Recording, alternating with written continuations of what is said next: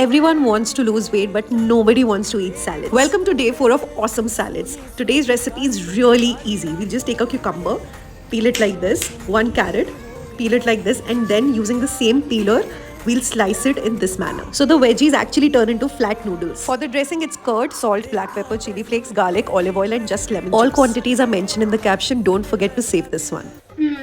ಈ ಪೀಲ್ ಮಾಡ್ಕೊಂಡು ಕುಂದಕ್ಕೆ ನಮಗೆ ಟೈಮ್ ಇಡ್ರಿ, ನಾವು ನಮ್ಮ ಸ್ಟೈಲಾಗಿ ಮಾಡೋಣ ಅಂತ ಬರ್ರಿ.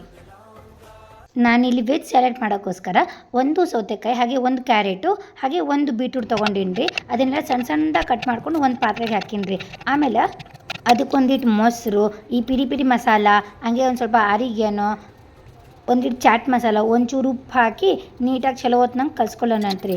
ಟೇಸ್ಟ್ ಮಾಡಿ ನೋಡಿರಿ, ಭಾರಿ ಸೂಪರಾಗಿತ್ತು ರೀ. ಇದೇ ಥರ ಒಳ್ಳೆ ವಿಡಿಯೋಗಾಗಿ ನನ್ನ ಚಾನಲ್ನ ಲೈಕ್ ಮಾಡಿ, ಶೇರ್ ಮಾಡಿ, ಸಬ್ಸ್ಕ್ರೈಬ್ ಮಾಡಿ. ಬಾಯ್ ರೀ.